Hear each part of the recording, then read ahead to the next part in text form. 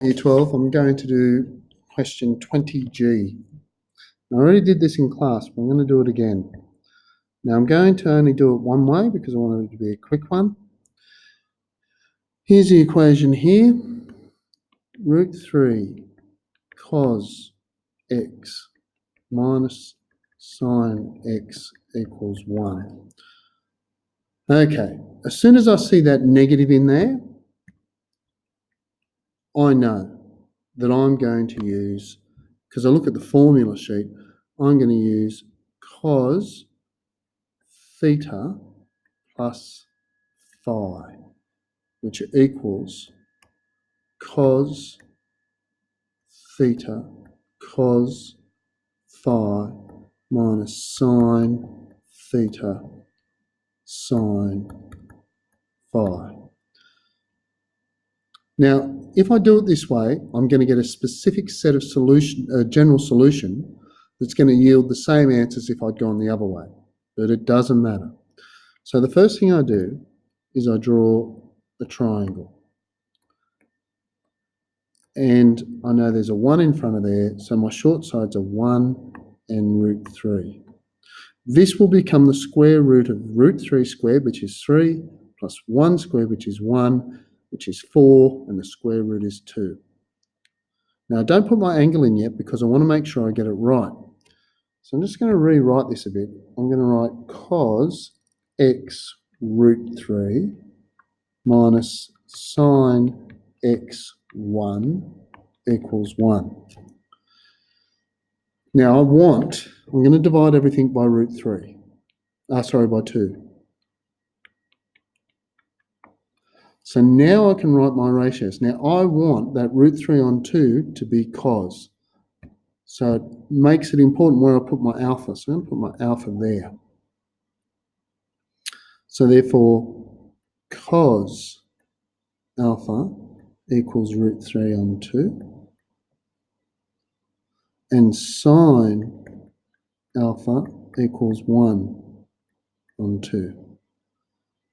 Now, I know that alpha is going to be pi on 6. You can inverse sine or inverse cos them and you're still going to get pi on 6. Now, what do? I go back to here and I write, well, that's cos x cos alpha minus sine x sine alpha equals a half. I rewrite that as cos x plus alpha equals a half.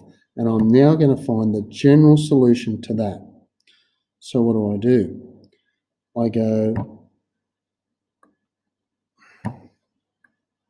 x plus alpha equals inverse cos of a half.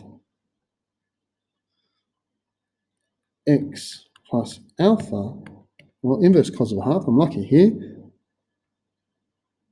Inverse cos of a half is going to be this bit down here, which is pi on 3. So I'm going to get pi on 3. Now,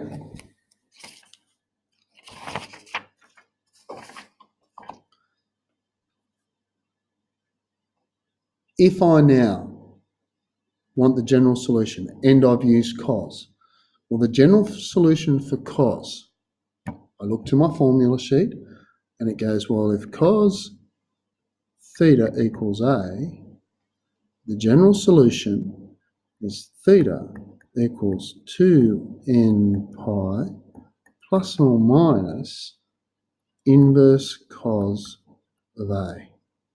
So I go back here and I go, well, x plus alpha equals 2n pi plus or minus, well, the inverse cos is pi on 3. I haven't finished yet because remember back here, alpha is pi on 6. So I get x plus pi on 6 equals 2n pi plus or minus pi on 3. I minus that pi on 6, so x equals 2n pi plus or minus pi on 3 minus pi on 6, which is what I got today. Now, I checked the solutions in the back and they are wrong. And I know they're wrong. So let's start with n equals 0. And I'm going to get 2 times 0 pi. And I'm going to take the negative first, minus pi on 3 minus pi on 6, which gives me minus pi on 3 minus pi on 6, which gives me minus pi on 2. Now you're going to think that's out of the range, but it's not. Remember, the trig curves can go into the negative. So when n equals 0, I get x equals minus pi on 2. The next one, when I have to take the positive out of that, so I get 2 times 0 pi plus pi on 3 minus pi on 6, which gives me pi on 3 minus pi on 6, which gives me pi on 6. Now, if I've done this correctly, each of these will repeat every 2 pi. So when n equals 1, I get 2 pi minus pi on 3 minus pi on 6, which is 2 pi minus pi on 2, which is 3 pi on 2. All right, now if I go 4 pi from minus pi on 2, I do get 3 pi on 2. 2 pi plus pi on 3 minus pi on 6 gives me 2 pi plus